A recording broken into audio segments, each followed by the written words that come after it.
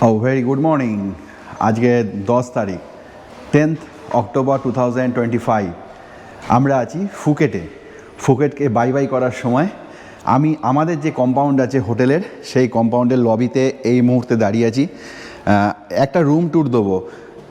Basically রুমে ঢোকার সময় দেওয়াটা উচিত ছিল, কিন্তু সেই সময় এত টায়ার্ড ছিলাম বিভিন্ন জিনিস নিয়ে, রুম ট্যুরটা আমার করা শ্যুট করে হয়ে ওঠেনি।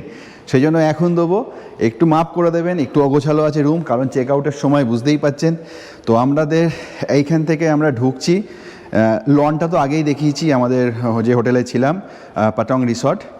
আশপাশটা হচ্ছে একটা লবি, মানে আমাদের যে রুমের কম্পাউন্ড, সেই রুমের কম্পাউন্ডের এটা হচ্ছে লবি। এখানে একটা ছোট্ট লাইব্রেরি আছে, একটা সিটিং অ্যারেঞ্জমেন্ট আছে।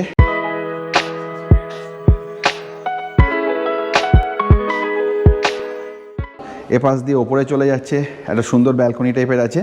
এবার আসুন আস্তে আস্তে 1-2 করে আমাদের রুমগুলো সব পরপর আছে। যাই হোক, আমাদের রুম নাম্বার হচ্ছে room number 377। Room number 377। Knock করি। হ্যাঁ, hello, room tour, good morning. এপাশে একটা র্যাক টাইপের আছে, এপাশে ফ্রিজ আছে। ফ্রিজে যা ছিল সব মোটামুটি খাওয়া হয়ে গেছে, এখন ফ্রিজ ফাঁকা। এপাশে কিছু ড্রিঙ্কসের বটল আছে, কিন্তু এগুলো পেবেল। আর হ্যাঁ, ছাতা দিয়েছে। এখন বর্ষাকাল চলছে, কিন্তু ছাতাটা আমাদের না, হোটেল প্রোভাইড করছে ছাতা। এটা হচ্ছে আমাদের রুমের, এখান থেকে ঢুকে এবার হচ্ছে আমাদের রুমের বেড। এখানে একটা সুন্দর সিটিং অ্যারেঞ্জমেন্ট আছে, বেশ বড় সড়ো রুম। এটা একটা এক্সট্রা বেড আমরা নিয়েছি। 2টো বেড, মানে 3টে বেড আছে, খুব সুন্দর। এখানে একটা টিভি আছে, যেটা একদম অকেজো, মানে আমরা চালাই না। এ পাশে একটা সুন্দর ব্যালকনি আছে, ক্লোজ করে দিলাম। এবার আস্তে আস্তে এদিকটা চলে আসে, অনেকগুলো পার্ট আছে হোটেল রুমটার। এখানে একটা মিরর আছে,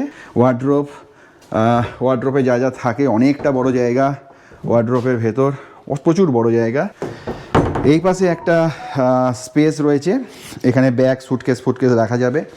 একটা ওয়েট মেশিন রয়েছে, যেহেতু এয়ারপোর্টে একটা ওয়েটের ব্যাপার আছে। এটা হচ্ছে আমাদের বাথরুমের যে টয়লেট। এখানে একটা বাথটব আছে সুন্দর।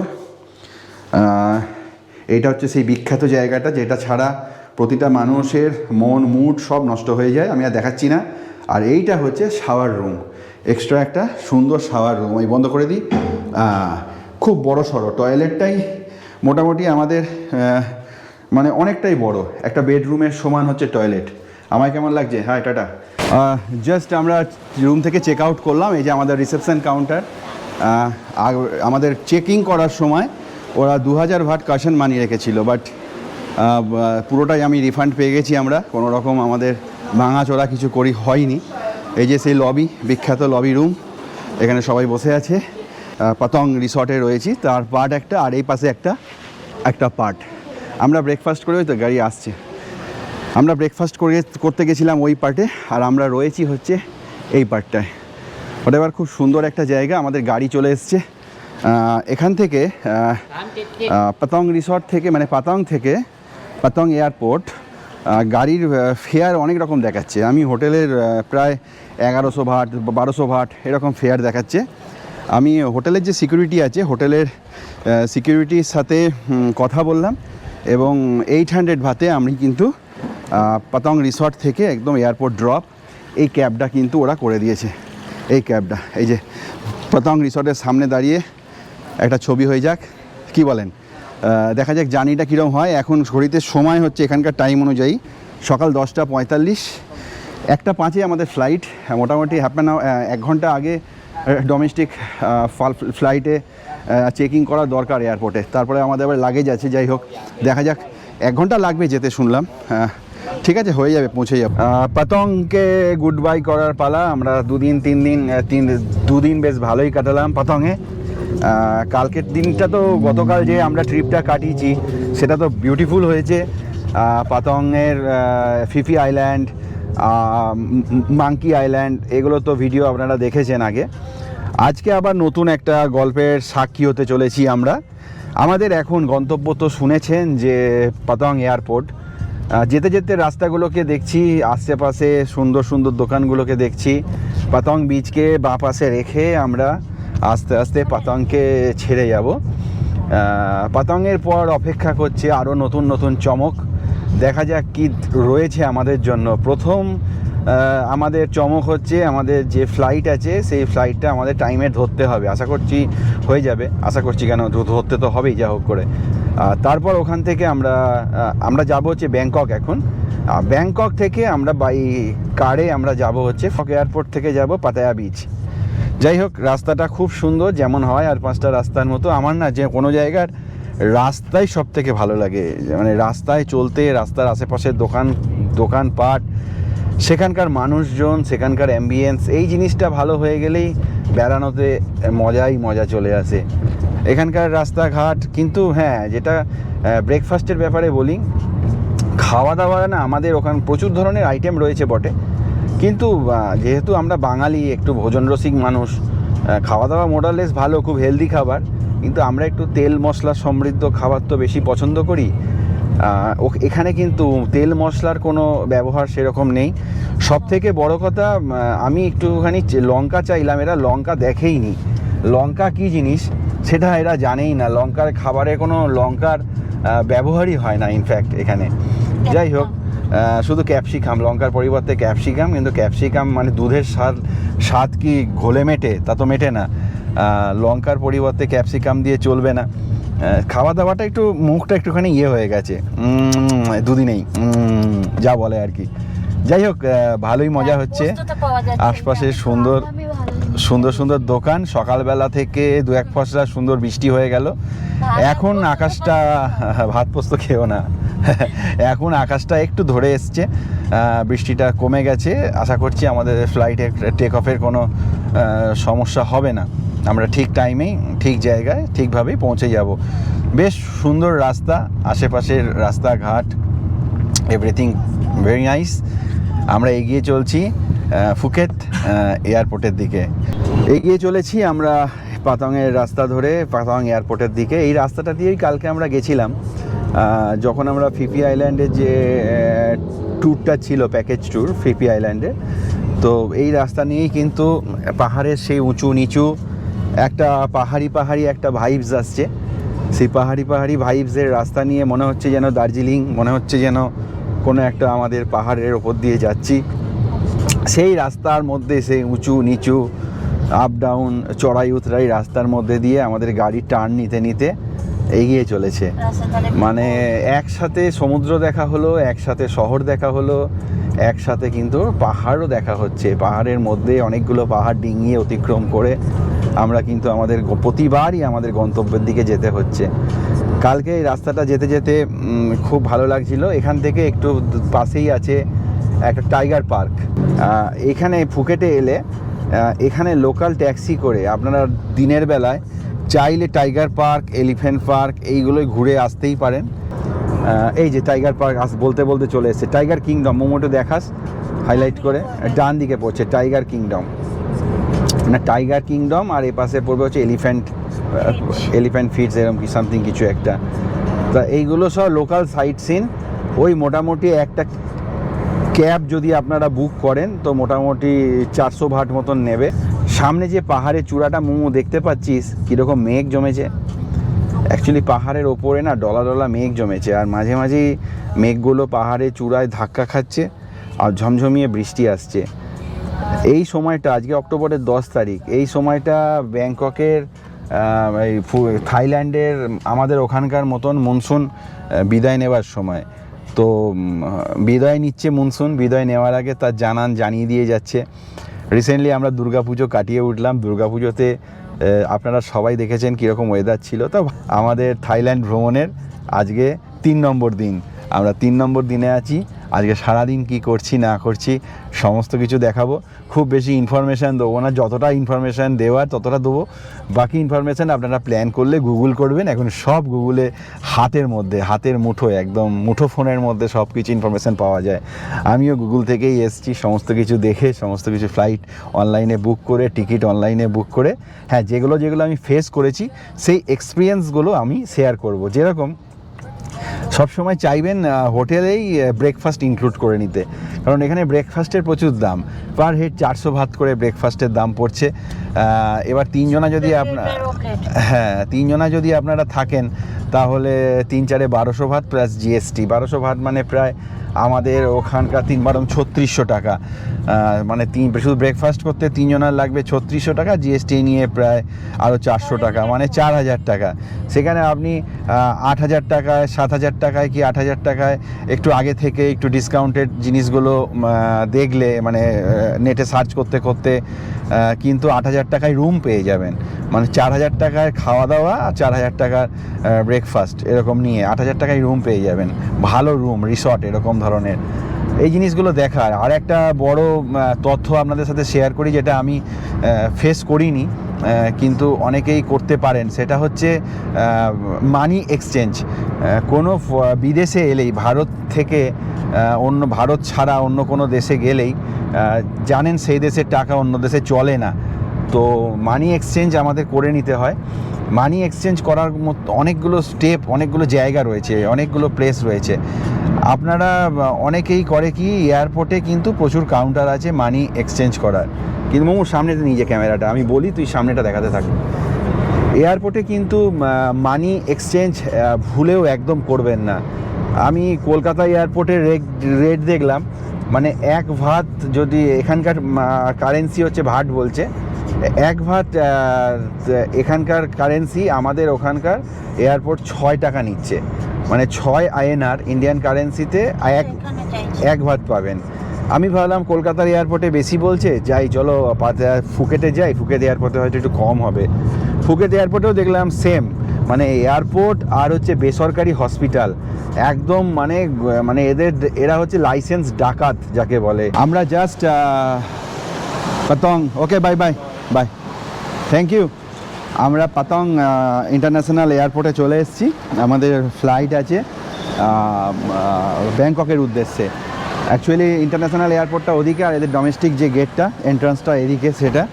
তো আমরা আস্তে আস্তে এগিয়ে যাচ্ছি, আমাদের বোর্ডিং করতে, দাঁড়া ছেড়ে দাও, কিচ্ছু করতে হবে না, পড়ে যাচ্ছিল, আমাদের বোর্ডিং করতে হবে।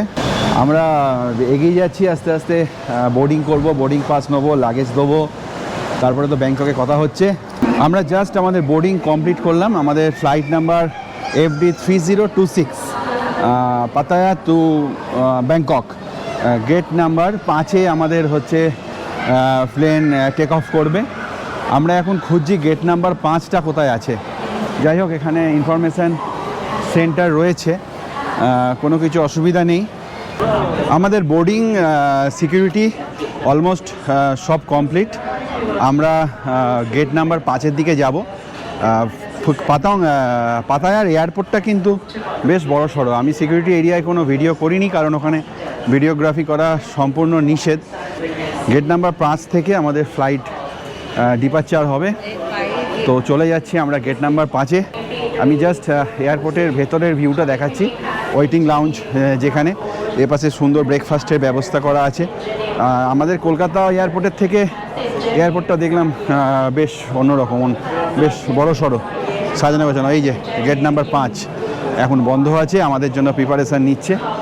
আমরা এখানে কোনো একটা ওয়েটিং এরিয়ায় করব। এখান থেকে এই ফ্লাইটটা যাবে পাতায়া থেকে ব্যাংকক। যাই হোক, ফ্লাইটে উঠে আবার অন হচ্ছি, ততক্ষণ একটু রেস্ট নিয়ে নিই। এখন বাজে ঘড়িতে সময় 12:25। আমরা লম্বা লাইনে দাঁড়িয়ে আছি, একদম ফার্স্ট।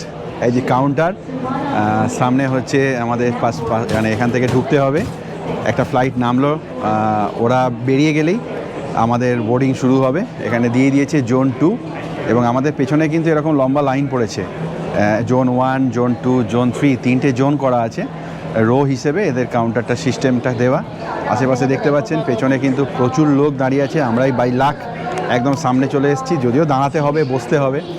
আমরা যাব হচ্ছে ব্যাংককের ডনমুঙ্ক এয়ারপোর্টে। ব্যাংককে অ্যাকচুয়ালি দুটো এয়ারপোর্ট, একটা হচ্ছে স্বর্ণভূমি আর একটা হচ্ছে ডনমুঙ্ক, দুটো ইন্টারন্যাশনাল এয়ারপোর্ট। তো আমরা যাব ডনমুঙ্ক, ডনমুঙ্ক থেকে আমরা যাব হচ্ছে পাটায়ার উদ্দেশ্যে। যাই হোক, আশপাশটা বেশ সুন্দর, সামনে আমাদের রানওয়েটা দেখতে পাচ্ছি। আর কিছুক্ষণের মধ্যেই আমরা বোর্ডিং করব, মানে প্লেনে উঠে পড়বো, তারপর আমরা কিন্তু উড়ে যাব। যাই হোক, এখনও অবধি সব ঠিকঠাক, আশা করছি পুরোটাই সব ঠিকঠাক থাকবে। সঙ্গে থাকুন আর দেখতে থাকুন গো উইথ নবীন। অবশেষে আমাদের ফ্লাইট ছেড়ে দিল, সেফটি ইনস্ট্রাকশন চলছে। সব থেকে মজার ব্যাপার হয়েছে আমরা একসাথে সিট পাইনি, আমি এখানে, পপি ওখানে, আর মোমো হচ্ছে ওইখানে, মোমো ওখানে। তিনটে জায়গায় তিনজনা সিট পেয়েছি। আসলে একটু দেরিতে এলে কি হয়, ওরা একসাথে সিট অ্যারেঞ্জ করতে পারে না। হোয়াট এভার, চলে যাচ্ছি ব্যাংককের উদ্দেশ্যে, উড়ে যাব।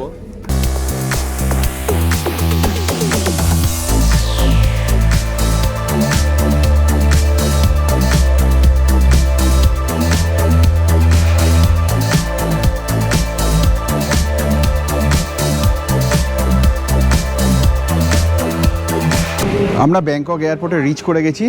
এবার আস্তে আস্তে এগিয়ে যাচ্ছি। আমাদের ব্যাগ দিয়েছে বেল্ট নাম্বার 9-এ।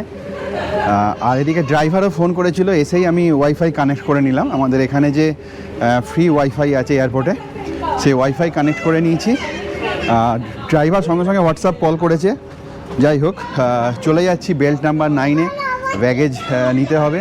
সুন্দর সুন্দর চলমান সিঁড়ি, এটা এসকালেটার টাইপের নয়, কিন্তু চলমান সিঁড়ি, বেশ এগিয়েও যাচ্ছি আস্তে আস্তে। এখন প্রতিটা এয়ারপোর্টেই এগুলো করে দিয়েছে, মানে পাবলিকদের সুবিধার জন্য। এয়ারপোর্ট কোম্পানিগুলো পয়সা নিচ্ছে ঠিকই, কিন্তু প্রচুর উন্নত জিনিস, অনেক দিন ধরেই চলছে এগুলো। এত লম্বা মানে এরিয়া না হলে হেঁটে কভার করা অনেকের পক্ষেই সমস্যা হতে পারে। এখন ঘড়িতে সময় বেলা 3:28। আমরা জাস্ট কিছুক্ষণ আগেই ব্যাংকক এয়ারপোর্টে নামলাম।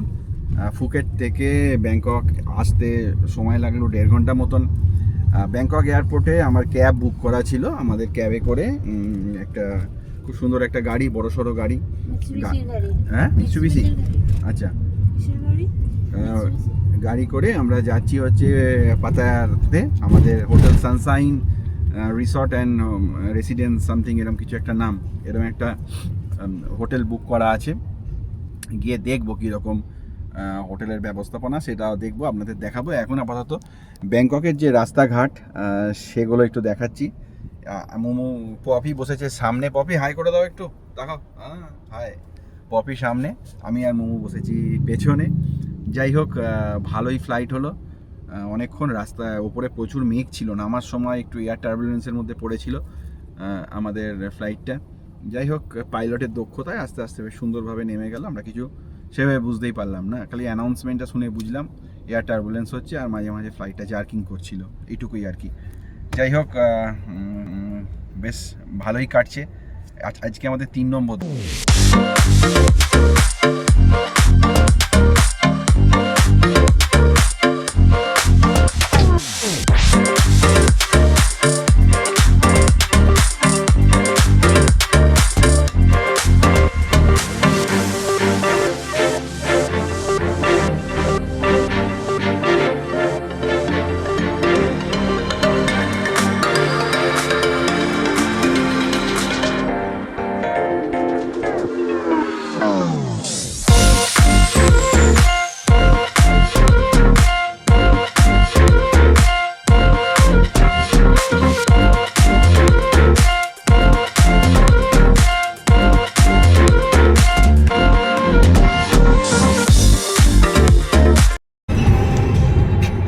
বেলা 5:05, 5:05 হয়েছে। আমরা এখনও রাস্তায় আছি ব্যাংকক থেকে ফুকেটের উদ্দেশ্যে। রাস্তায় প্রচণ্ড বৃষ্টি হচ্ছে। বৃষ্টি আমাদের পেছন ছাড়ছে না। সামাও কোনো কারণে বৃষ্টি হয়তো আমাদের খুব ভালোবেসে ফেলেছে। আমরা এখন চলছি ব্যাংকক থেকে পাতায়ার রাস্তায়। পাতায়ার সমুদ্র আমাদের ওয়েলকাম জানাচ্ছে। জাস্ট এখন ঘড়িতে টাইম হচ্ছে সন্ধে 6টা। আমরা 6টা বাজে, সন্ধে হয়ে গেছে এখানে পাতায়া। এই যে সেই সমুদ্র, সেই পুরী থেকে রাস্তা দিয়ে যখন আমরা বাই কারে ঢুকি, তখন ঠিক এরকমভাবে বিচ সাইডের যে রোড, সেই বিচ সাইডের রোডে আমরা ঢুকেছিলাম। আর আমাদের বাঁ দিকে ছিল, আমাদের ডান দিকে ছিল সমুদ্র। ঠিক সেই ফিলিংটা এখানে আসছে। পাতাংয়ে কি ছিল, যেহেতু ওটা সাউথ, মানে দক্ষিণ দিক, সেই জন্য আমাদের কি ছিল, আমাদের বাঁ দিকে ছিল সমুদ্র পাতাংয়ে। দেখা যাচ্ছে সুন্দর রাস্তাঘাটে প্রচণ্ড বৃষ্টি হয়ে গেল, ঝকঝক ঝকঝক করছে রাস্তাঘাটগুলো। এই পাশে সুন্দর সুন্দর দোকান, প্রচুর বার, নাইট ক্লাব এসব রয়েছে। দুর্দান্ত একটা জায়গা। আমাদের হোটেলটা হচ্ছে সেন্ট্রাল পাটায়া। আস্তে আস্তে আমরা ঢুকে যাব সেন্ট্রাল পাটায়ার যে হোটেলটা নিয়েছি, সানশাইন রিসর্ট অ্যান্ড রেসিডেন্সি, এরকম সামথিং কিছু একটা নাম। যাই হোক, দেখা হচ্ছে হোটেলে। Welcome to Pattaya. জাস্ট এখন ঘড়িতে সময় সন্ধে 6টা বেজে 15 মিনিট। আমরা সানশাইন হোটেলের জাস্ট গাড়িতে নামলাম। এবার আস্তে আস্তে আমরা হোটেলের দিকে ঢুকে যাচ্ছি। অলরেডি আমি ওখানে গিয়ে পাসপোর্ট দিয়ে রিসেপশানে কথা বলে এসেছি। যে নর্মাল যে ফর্মালিটিসগুলো আছে সেগুলো করেছি। জাস্ট আপনাদের দেখাচ্ছি। হোটেলের লবিটা খুব দুর্দান্ত, খুব সুন্দর হোটেল। মোমো ওখানে সব ফর্মালিটিস করছে, আর আমাদের ব্যাগেজগুলোও এখানে আছে। এটা হচ্ছে হোটেলের একটা পার্ট, একটা লবি। আর আস্তে আস্তে আমরা এই দিকটা ঢুকে যাব। এদিক থেকে আমাদের আসলে হোটেলের এন্ট্রান্সটা শুরু হবে। যাই হোক, এখন এই যে পাটায়ার টাইম হচ্ছে 6টা 15। ফ্র্যাঙ্কফুর্ট 8:30 বাজে। মস্কোয় বাজে হচ্ছে 2:20, আর নিউ ইয়র্ক 7:20। এখানে বিভিন্ন বিদেশি পর্যটক যারা আছেন তারা এসছেন এবং ছবি চাপা তুলছেন। ভেরি গুড, সবাই খুব মজায় আছে আর কি। যাই হোক, আমরা এবার রুমে চেকিং করব। তবে এবার হ্যাঁ, রুম ট্যুরটা নোংরা উলঢাল কলার আগেই দিয়ে দেবো, এই বিষয়ে নিশ্চিত। আমরা রুম পেয়ে গেছি। এটা হচ্ছে 2nd ফ্লোরে। আস্তে আস্তে রুম ট্যুরটা দেখিয়ে দেবো, কিন্তু এখনও সেই অগোছালো ব্যাপারটাই রয়েছে, কারণ এসেই খুলে ফেলেছি সব কিছু, আনপ্যাক করতে হলো। এটা কি অন্বেষা দত্তের রুম? ওকে, তো ঢুকেই হচ্ছে এখানে একটা টয়লেট, এ পাশে একটা স্পেস আছে, আর মালপত্র রাখার অলরেডি আমরা মাল রেখে দিয়েছি। এখানে একটা লকার আছে, ইলেকট্রিক লকার, একটা ড্রয়ার আছে, আর এ পাশে একটা মিরর আছে। হ্যাঁ, 2টো বেড আছে। এ পাশে মাল রাখার সব বুগেজ রাখার জায়গা, এ পাশে একটা বসার জায়গা, আর যেটা সব থেকে ভালো, আমি একটু দেখি, এই পাশে একটা সুন্দর ব্যালকনি রয়েছে। এই যে ব্যালকনিতে এলাম আমরা।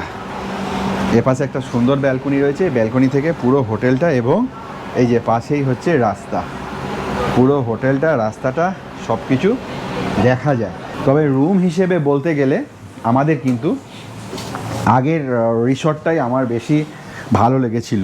আগের রিসর্টের রুমটা অনেক বড় ছিল। এটা থাকার পক্ষে ওকে। আচ্ছা, চলো আমরা ঘুরে আসি। এটা থাকার পক্ষে ওকে, কিন্তু রুমটা একটু তুলনামূলকভাবে আগেরটার থেকে ছোট। আর কিন্তু মার্কেটের মধ্যে আমি একটু এখনই বেরোবো, আমি আর মোমো মার্কেটে যাব, কিছু মালপত্র কেনাকাটার আছে, সেগুলো কিনবো। তো আমি দেখাচ্ছি আপনাদের মার্কেটের মধ্যে কীরকম জমজমাটি জায়গা। লিফট থেকে বেরিয়েই এর অ্যাম্বিয়েন্সটা, এখানে সুন্দর সুন্দর সিটিং অ্যারেঞ্জমেন্ট আছে। এখন ক্যামেরাম্যান হচ্ছে মোমো, এ পাশে চলে আসো। এ পাশে সুন্দর বেশ বসার জায়গা রয়েছে অনেকগুলো গোল করে। ওখানে বিয়ার বার রয়েছে, এবং এখানে একটা ছোট্ট পুল আছে। এখানে একটা ছোট্ট সুইমিং পুল, এই পুলটা আমরা অ্যাভেল করব। আর একটা পুল ওদের ওপরে আছে, সেই পুলটা আমি পরে দেখাবো। আগামীকাল যখন ব্রেকফাস্টের সময় যাবো, এই যে মার্কেট, এই যে আমরা রুম থেকে নামলাম, আমাদের 2nd ফ্লোরের রুম, জাস্ট নেমে এসে এই জায়গায় বসলাম। এইখানে হচ্ছে পাটায়া মার্কেট। আমাদের এখান থেকে বেরোনোর জায়গা নেই, বেরোতে গেলে আমাদের সেই লবিটাকে অ্যাভেল করতে হবে। আসুন দেখিয়ে দিচ্ছি। মোমো আয়, লবিটা অ্যাভেল করব আমরা। লবি দিয়েই আমরা মার্কেটে যাব। এখানে 7-Eleven কিছু শপ আছে, এবং 24/7ও শপ আছে। 24/7 শপটা কি, 24 ঘন্টা খোলা থাকে, আর সারাদিন সারা রাত। 7-Eleven মানে সপ্তাহের 7 দিন খোলা থাকে, 11 ঘন্টা করে, 11টা to 11টা, এরকম কিছু একটা নিয়ম আছে। যাই হোক, তুই সামনে চলিস। হ্যাঁ, চ। ও, আমি ধরেছি। যাই হোক, আমরা এখন সেই 7-Eleven শপে যাব। এই যে এইখান থেকে উঠে গিয়ে এখানে এখানে হোটেলের লবির মধ্যেই পড়ে আমাদের কিছু বিলিয়ার্ড খেলার জায়গা, বসে গল্প করার জায়গা। মোমো তো খুব খুশি, এখানে বিলিয়ার্ড খেলবে। ফুকেতে বিলিয়ার্ড খেলতে 100 ভাত করে লাগছিল, জানি না এখানে ফ্রি না চার্জেবল। বিলিয়ার্ড খেলা যাবে এখানে, একদম মার্কেটের মধ্যে। সব লোকজন দাঁড়িয়ে আছে, স্মোকিংও করা যেতে পারে। মোমো শুরু করে দিয়েছে বিলিয়ার্ড খোঁজা। আমি এই কাজটা করে আসি, চল কিছু খাই গা, রেখে দাও বলটা, রেখে দাও।